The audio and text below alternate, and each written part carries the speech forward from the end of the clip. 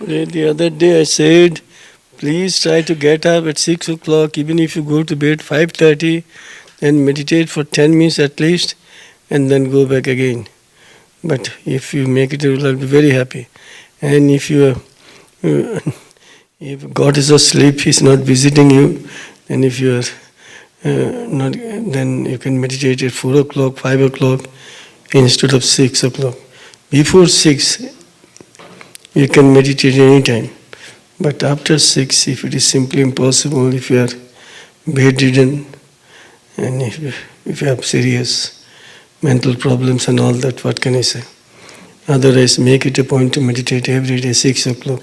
Even if you go to bed 5:30, after the meditation, you can go back to sleep. After the meditation, you can go back to sleep for half an hour or 2 hours. But try to make it a point to meditate at 6 o'clock. But if you are not getting enough sleep and you feel in a good mood, or how if you don't fall asleep, then how to get good meat? You can't have a good sleep. But anyway, if you give priority to your meditation, then you can meditate 4:30 or 5 o'clock, you can meditate.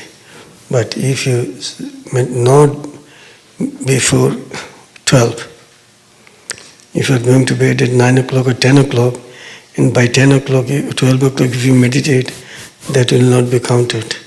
This has to be after 2.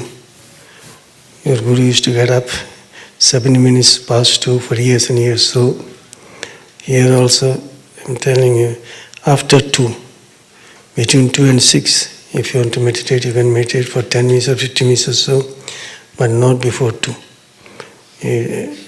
Between 3 and 4, they say the hours of God, Brahma Muhurta, the hours. So between 2 and 6, if you want to meditate, but if you are very, very sick, tired, exhausted, what can you do then? Whenever you get them, because after 6, this atmosphere, nature gets very, very restless. Their restlessness enters into us. We used to go to Mayaguez once. At that time, always up. The bird was flying up. The bird said, I am not going to go down. Even if I go up, go slowly, no harm, but I am going there. But the bird is not doing that. The bird is now looking down and says, my God, have I really gone so high? Means in those days, flight is going up all the time, not looking. Now we look and see and what, am I really so high? But we know that time goal was going like this. Now goal is like not the goal, but looking down, and only if you are 5 inches above, then you flatter ourselves. Oh my God, that I'm so high. So I'm so high at that time, 5,000 miles up. But even then you feel, perhaps I have not gone up, and it is not high enough. It is not high enough. So that time so high, even then I'm not high enough. Now you look down and this much, oh, I got so high, I'm so high. Then am I really? I've got so high. So now you see, now the distance, we are looking at the distance. This distance you are valuing much more than the distance at that time when you were so high. This is the thing that you know, that time higher is, but you are thinking you are not satisfied. Thinking, no, I am not high enough. My flight is not, aspiration is not high enough. Now, if you pray one day and 2 weeks, even if you don't pray, immediately, I prayed. You are thinking of 2 weeks when you prayed very sincerely one day. And in those days, even one day, if you did not pray seriously, something used to pinch you. I didn't do my good meditation this morning. In the evening, you are miserable that you didn't do your best meditation. Now, if you do good meditation one day, you have to try to remember it for 2 weeks. If you are every day you are not having good meditation, but you are remembering, like tennis players. We have some tennis players. One good shot, they remember. They are ready to lose all the games. One good shot they remember for 3 weeks. People like Polo, they remember that one. They cherish that good shot, Then every day they're losing all the games for days and weeks, but they remember that particular day. But in those days, it is not like that. If they played, say 2 games, even each game, they wanted to play the best. And they are not thinking of the one, that first game, if they had fine strokes, they are not going to cherish that. They are only thinking of the second game, they have to have a better stroke, better, more a powerful stroke. So you see, at that time, goal was totally different. Now we are cherishing one stroke for 3 weeks. I tell you, instruments, how much research God has taken us as His instruments, chosen instruments, how much faith He can have in us. Everybody is God's child, nobody denies it. But to one, God says, go to market and bring and gives us a supply of food. Another one, He says, come and stay here, food will come and eat. But now, the one that God has entrusted with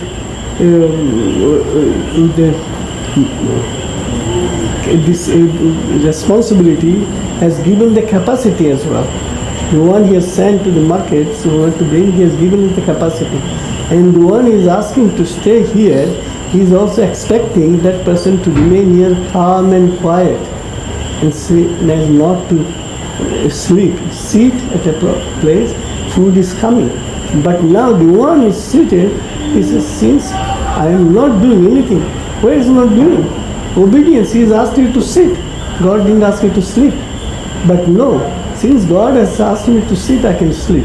Then He is doing. But the other one who has been sent to the market to bring, he is not sleeping in the way.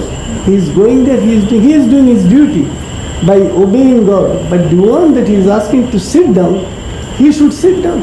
But he goes another step. He said, no.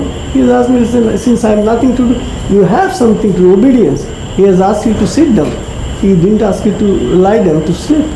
But see, the other one, whatever work was allotted to him, he did. He went to market, he brought. But this one, instead of sitting properly, started lying down, sleeping and snoring. So here it is. Each one, God has given each one to do something.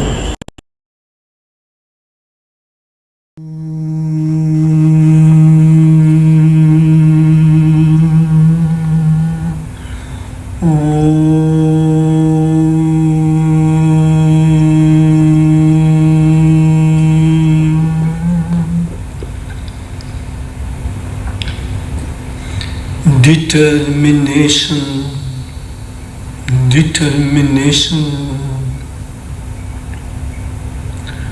My soul is determined to manifest God's supreme victory here on earth now.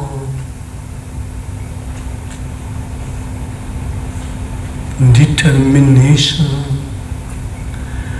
My heart is determined to love God the Creator unconditionally from this moment on until I breathe my last. Determination. My mind is determined to send my doubts, disbelief,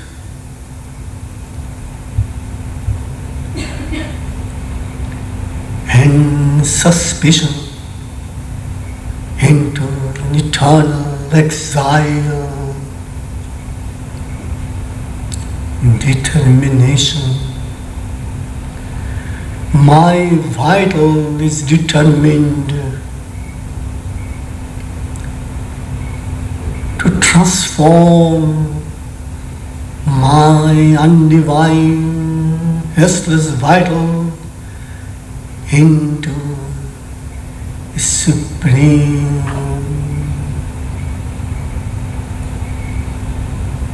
peaceful, and fruitful poise. We're now going to have an opportunity to hear from an Indian mystic, a teacher of meditation, Sri Chinmoy. I'm with Sri Chinmoy, and he is an Indian mystic who has helped a number of people throughout the world learn how to meditate, and he especially teaches meditation at the United Nations. And we are sitting in a beautiful restaurant in Queens, the Anam Brahman restaurant. Sri, for a number of people in today's society, to meditate is very hard. It's something we hear about, we know we should be doing. How do you teach meditation? Now, I would like to tell you one thing before I answer your question. About 15 or 16 years ago, I found that it was difficult for the American mind or heart, or let us say American society, to meditate. But now I see it is not a difficult task for the Americans, for the Westerners, to meditate well. I've come across thousands and thousands of seekers over the last 10 or 15 years, and I see that there are quite a few seekers who do extremely good meditation. Yes, there was a time meditation was a difficult subject for the Americans and for the Western mind, but now they have become really an expert in that field too. When did you start meditating? I started meditating at the age of 6 or 7, but at the age of 11, I started meditating most seriously. I became fully aware of meditative life. So at the age of 11, I took it seriously. Was it easy for you to meditate? It was quite easy for me for two reasons. I came into a religious and spiritual family. My parents and my brothers and sisters, I was the youngest in the family. They all started walking along that path of meditation. So I simply followed them. This is one reason, and also I believe in reincarnation. So in my previous incarnations, I did meditate a lot. So now it is like revising a book you studied so well in your previously, 50, 60 years ago, and then you completely forgot, or God wanted you to do something else, so you didn't pay attention. Now you are again revising the same old book. When we were talking before turning on the TV camera, you mentioned that when you're praying, there's an interaction between the beloved and the lover. Could you share that with us? We were talking about contemplation. Yes, concentration, meditation, and contemplation. These are the three rungs in a spiritual ladder. Spiritual ladder has 3 steps. The first one is concentration, the second one is meditation, third is contemplation. So when you concentrate, we focus our attention on a particular subject or object. This object has to be smaller than the smallest. If we want to acquire power through our concentration, then the object has to be as small as possible, tiny, fingertips. So that like a rocket, like an arrow, we can enter into our goal. This is concentration. And when you want to meditate, this is next, you have to be very calm and quiet, like this. This is the power of concentration.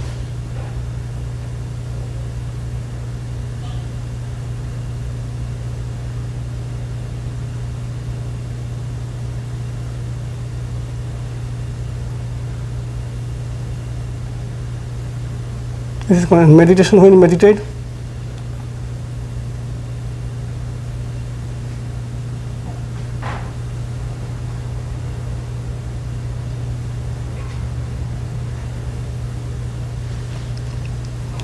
we shall try to feel inside us vastness, immensity, a vast sky, a vast sea inside us. Meditation is, when you meditate, we have to think, we have to imagine, we have to feel something larger than the largest. Vastness, an ocean of peace, or the blue vast sky. That is meditation. So concentration is smaller than the smallest, meditation is the larger than the largest. Then when you contemplate, we have to realize that God the Creator and God the Creator has become God the creation, and God the Beloved has become God the Lover. So I am now God the Lover, and I have to become God the Beloved. I am now God the creation.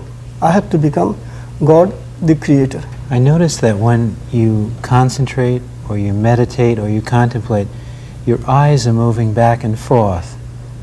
Yeah, I am moving from one plane of consciousness to another. Like a bird, a life tree has many branches. So the bird is flying from one plane, from one branch to another, It is not my restlessness. It is the bird of consciousness inside me is flying from one plane of consciousness to another. It's going from one to another. The consciousness is flying from one plane of the bird within me. The soul bird is flying from one plane of consciousness to another. It is flying from higher. While meditating, please try to feel that you are breathing in and breathing out to your heart, not through your nose. Just imagine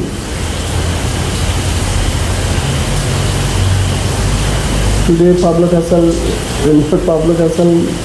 Luis Perez told me such nice things about imagination. So I'm just telling, imagination is the reality in its own right. It is real, absolutely real thing in our life. So trying to imagine, here is the place for you to breathe in and breathe out, and here is the place that you have a garden, the most beautiful garden inside your heart. Then please try to find out the most beautiful flower, that you feel that this is the most beautiful flower.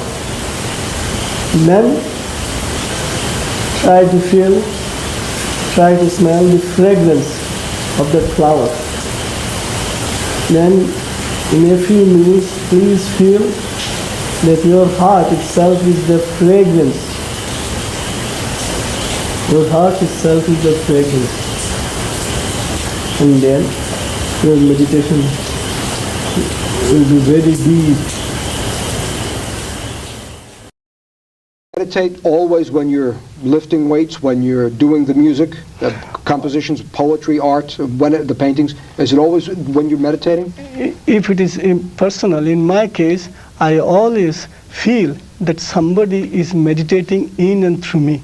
Consciously I meditate for hours, and again I see and feel clearly that my inner pilot, I call, he is praying, he is meditating in and through me. We've talked a bit about the characteristics of a teacher. How about the characteristics of a student? What qualities do you look for in your students?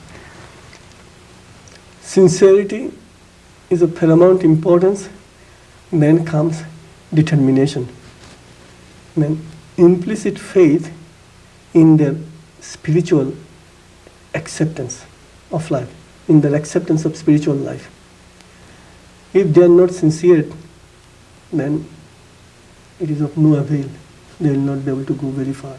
Sometimes one is sincere, but he does not have the necessary determination to conquer his weaknesses. Suppose an individual commits something wrong repeatedly. He tells you, I've done this, I've done something wrong. But that does not help. He is better than someone who is a liar. But if I say, I have done this, something wrong, I have stolen, but it does not go very well. I have to have the determination not to steal once more. So this is determination comes into the picture. Today I am sincere, tomorrow I have to be fully determined not to commit that Himalayan blunder in my life. Then comes the faith in me that I can be a chosen instrument of my beloved Supreme. Each individual is an instrument, either conscious instrument or unconscious instrument of God. And the seeker has to feel that he is supremely chosen by the Absolute Supreme to become his instrument, him to please or him to manifest in his own way. So this is what I expect. These are the things I expect from my students. First, the student has to be extremely sincere. Then he has to be fully determined not to commit the same mistake over and over again. Then he has to have implicit faith in his life that his source is the Supreme and he is a chosen, supremely chosen instrument of the Supreme to manifest the Supreme on earth. So these three major qualities, if one has, then I gladly accept him as a student of mine.